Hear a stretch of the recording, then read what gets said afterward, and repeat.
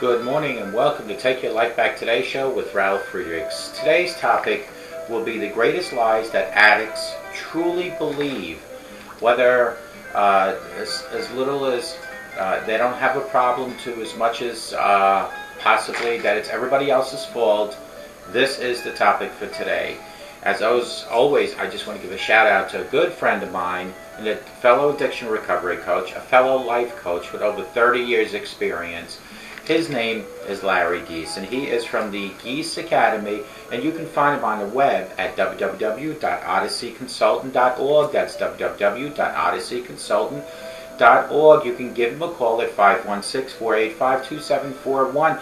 Let him help you to walk with your from your addiction to your recovery, hand in hand, day by day. He will never ever talk about your past, like I wouldn't either, because what we are is we are addiction recovery coaches and life coaches, and what we do is worry about today and your plans for tomorrow. We really, not that we don't care about yesterday, but yesterday is done, it is gone. We are worried about today and we are worried about tomorrow.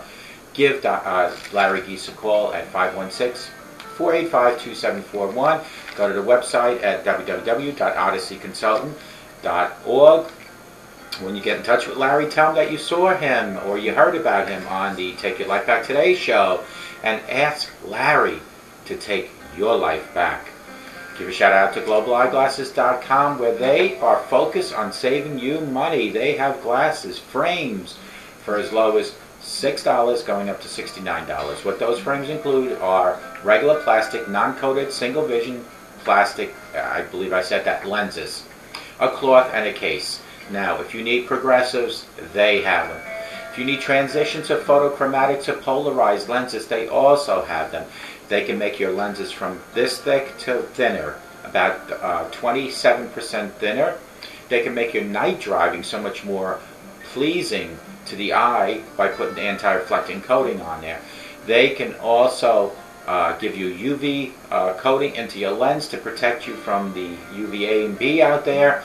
All that is available at globaleyeglasses.com, where they are focused on saving you money. And here's the great thing, folks. I have been in the optometry business for 30 years.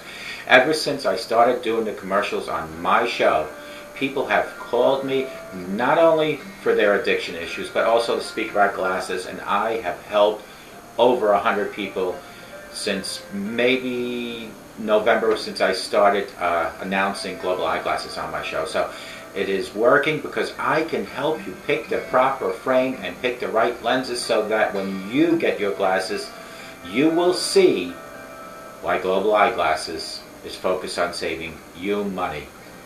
I want to give a shout out also to my websites, www.takeyourlifebacktoday's show. That's this show. You can see probably the last 20 episodes, the most recent episodes on there. However, if you go to my YouTube channel, just go into the search bar on YouTube, either Ralf Friedrichs or Take Your Life Back Today show, you will see 480 something episodes. Go to my other websites, www.clearreform.com and clearviews.info. Both have information on addiction and recovery. My Clear Reform helps you take your life back. That is my addiction recovery coaching website, where I will help you take your life back. Now here we have 3 pages from the CDC. The greatest lies addicts believe.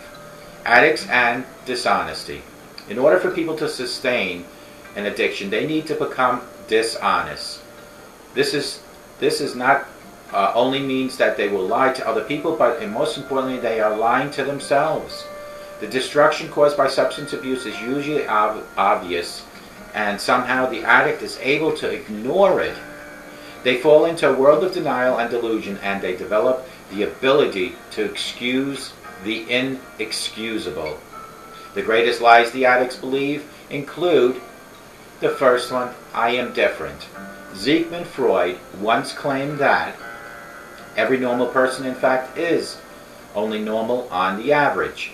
His ego approximates to that of a psychotic in some part or other, and a greater or lesser extent.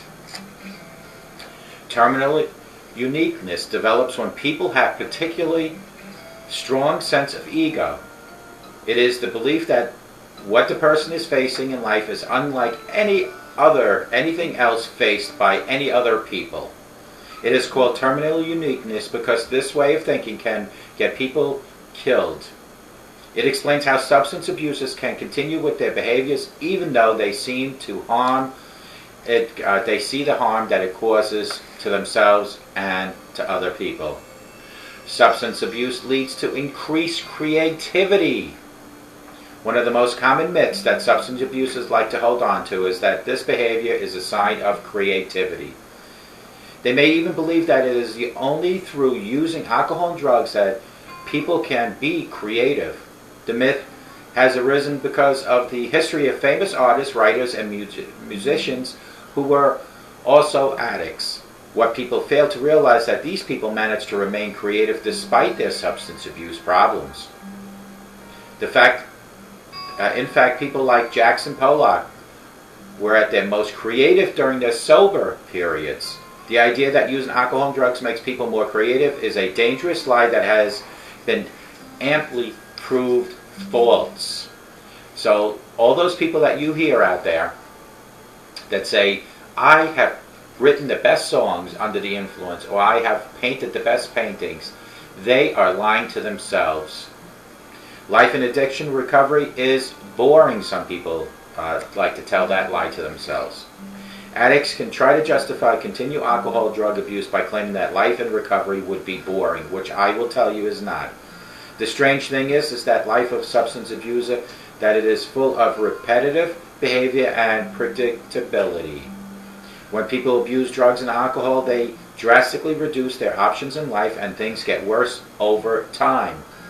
Eventually, the addiction leads the individual into a miserable existence where their priority is trying to keep feeding their habit.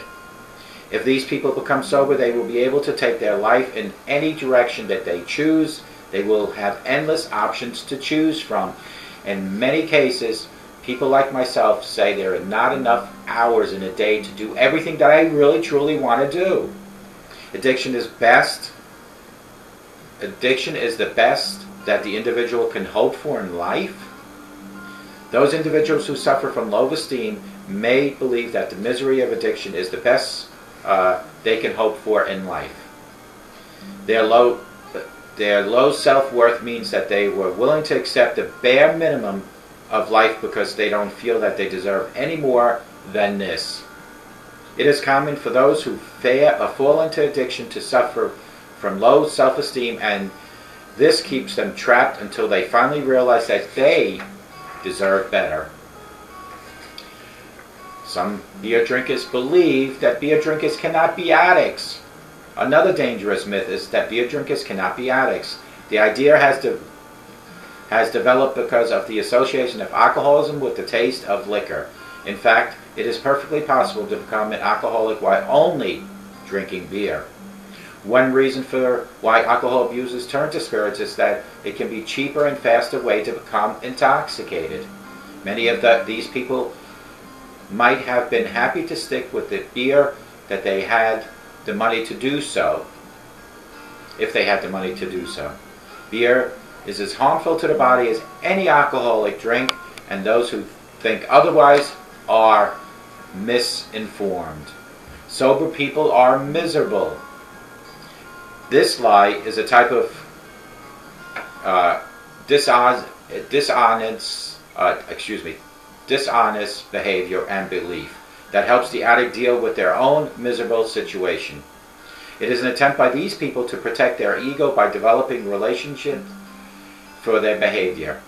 A classic example of how this works would be a Aesop tale of the fox and the grapes. A fox is walking through the forest and notices some delicious looking grapes. He realizes that the grapes are too high for him to reach, so he decides that they are not tasty and just ignores them totally. Addicts suffer from a similar pattern of thinking. They develop the belief that sober life is beyond their reach, but they make themselves feel better by deciding that sober people are miserable anyway. A similar idea to this poor person who is convinced that rich people are always going to be unhappy. The similar idea is that a poor person who is convinced that rich people are always going to be unhappy. That's a shame. Successful people cannot be addicts. Another dangerous myth is that high achievers cannot be addicts. The reason for why this misleading idea has developed is due to the stereotypical image of the addict portrayed in the media. It hides the reality that successful people are just as susceptible to addiction as anyone else out there. Some might even say that personality of high achievers may make them more prone to addiction. The high-functioning addict is better able to hide their problems, but alcohol and drugs will still be causing a great deal of discomfort in their life. If they fail to get help for their problems, they could lose everything or die much younger than they would normally be expected. Life in recovery is a constant battle against cravings. Addicts have a genuine fear that if they become sober, they would spend the rest of their life battling their cravings. Because of the recovery sounds more like a prison sentence than more joyful way of life. It is true that even people who have been sober many years may develop cravings for the substance they were once addicted to, but this will be a rare event. Most sober people will spend hardly any time passing their former drug. Months or even years can go without the slightest craving at all. The incidence of cravings tends to be highest in early recovery, but after they drop off dramatically. I am a great example for this. In the beginning, the first 2 weeks, as I have stated so many times during my shows, it was the hardest. As time goes on, and now on 2 years, the cravings are non-existent. Everyone is going to die anyway, so let's have the best party of our life. There is some truth to that claim that everyone's going to die anyway, so it's best to party hard. The problem is such behavior does not lead to a better existence. It is obvious, though, that substance abuse does make people happier. It robs them of everything worthwhile in life and often leads to painful death. The advice to party hard may still be valid, but not if it involves using drugs and alcohol. The problem is such behavior does not lead to a better existence. If a permanent intoxication was the answer to existential angst, everyone would be doing it. It is obvious, though, that substance abuse does not, I repeat, does not make you happier. Chronic relapses will never, ever get sober. Most addicts will have a history of failed attempts to getting sober, like I did. I had 6 or 7 tries before I finally hit rock bottom. They may take this to mean that recovery is not just an option for them. These people fail to realize that those who have successfully built a life in recovery will often have a history of chronic relapses. Amen to that. The difference is that they kept trying until they eventually managed to sustain sobriety. Just because people have failed in their recovery attempts previously does not mean their next attempt is a sure failure. Of course, it will be a great help if they can understand why they failed before they approach things differently the next time. Relapse is a normal part of recovery. The idea that relapse is a normal part of recovery is not a lie, but it is often misunderstood. Most people who achieve lasting sobriety will have a history of failed previous attempts prior to this. The problem is that some addicts will use this as an excuse to keep relapsing.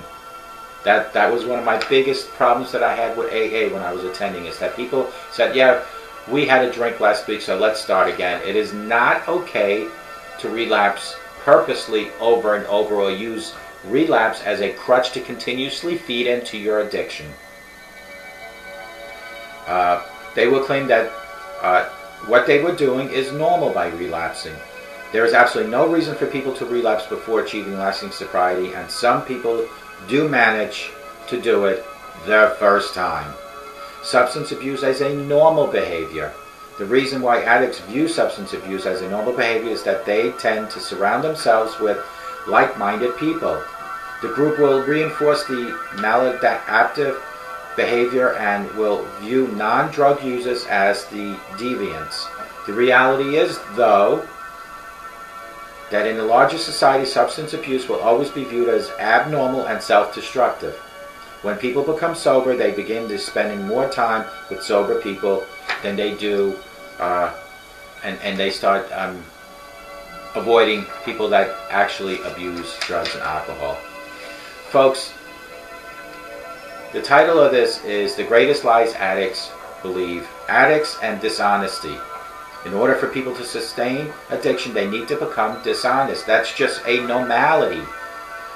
This not only means that they will lie to other people, but they will absolutely lie to themselves and believe their own lies. The destruction caused by substance abuse is usually obvious, but somehow the addict is able to ignore it, purposely, I'm sure. They fall into the world of denial and delusion, and they develop the ability to excuse the inexcusable. The greatest lie the addicts believe is they truly believe that they are different. Sigmund Freud once claimed that every normal person, in fact, is only normal on the average. His ego approximates to that of a psychotic in some part or other in a lesser extent. Substance abuse leads to increased creativity. One of the most common myths that substance abuse like to hold on to is that of behavior of sign and creativity. It is believed by a lot of people, including myself at one time, that when you hear these rock stars, these artists, the superstar athletes, that say they play, draw, sing, play music their best when high, or wrote the best songs, in fact, that is totally wrong. They believe that because they're using that as a crutch. They believe that they wrote this song to sell thousands, millions of copies because they were high, and that song is successful because of that. Wrong. Most people that have written songs, painted, played in rock groups that have been the most successful consecutively, in other words, they've over and over and over hitting those high sale volumes, those people are sober. So when that addicted person one time or twice sells an unbelievable amount of records, they believe it was because they were high. They use that as a crutch to excuse the unexcusable, which is to feed their alcohol and their drug addiction. Life in addiction recovery is boring. Folks, I will tell you that is not true. Addicts can try to justify continued use of drug and alcohol by claiming that life in recovery is boring. The strange thing is that life of substance abuser that is full of repetitive behavior is predictable. When people abuse drugs and alcohol, they drastically reduce their options in life. I get to a point where I don't think there's even enough hours in the day, folks. Life in recovery is not boring. Life in recovery is as exciting, as pleasant, like anything else that's successful in life. It's how you make it and how you approach it and how you think here. If you start thinking positive, positive things will happen. Think that life in recovery is a positive thing because you are buying yourself extra days on this beautiful earth. Addiction is the best that an individual can hope for in life. That is so sad.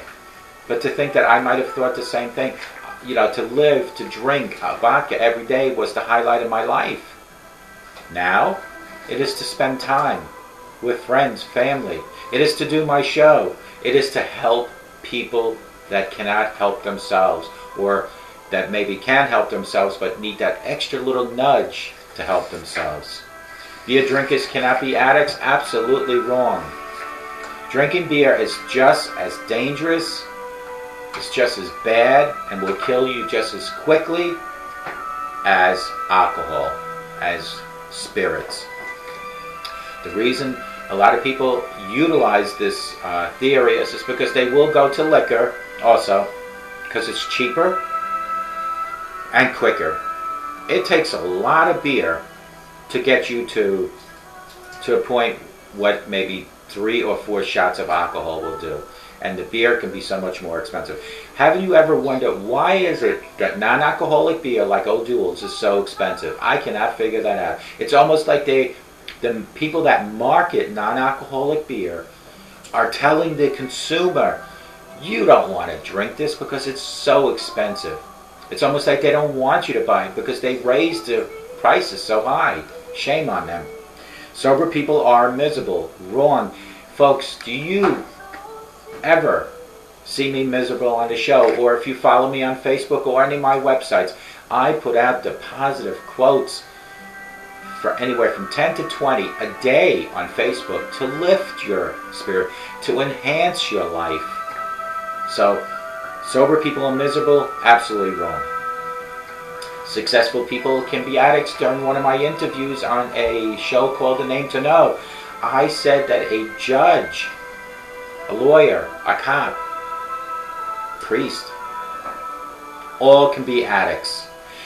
The devil who wants you to become an alcohol or drug abuser does not care what your profession is. Life in recovery is a constant battle against cravings. Yes, in the beginning that is a true fact. The first 2 weeks were miserable for me, but as time goes on, you will see that the cravings become less and less. Everyone is going to die anyway, so party hard. That is a true fact. The first part of that statement. Everybody is going to die anyway. My question to you folks is, why would you accelerate your death by abusing drugs and alcohol? That is absolutely crazy. Chronic relapses will never get sober. Absolutely false. As long as you don't use a relapse as a crutch to keep drinking or keep doing drugs, you can have those relapses. It will happen. I had 6 to 7. Relapse is a normal part of recovery, true, as long as you don't use that relapse as a crutch to feed your addiction.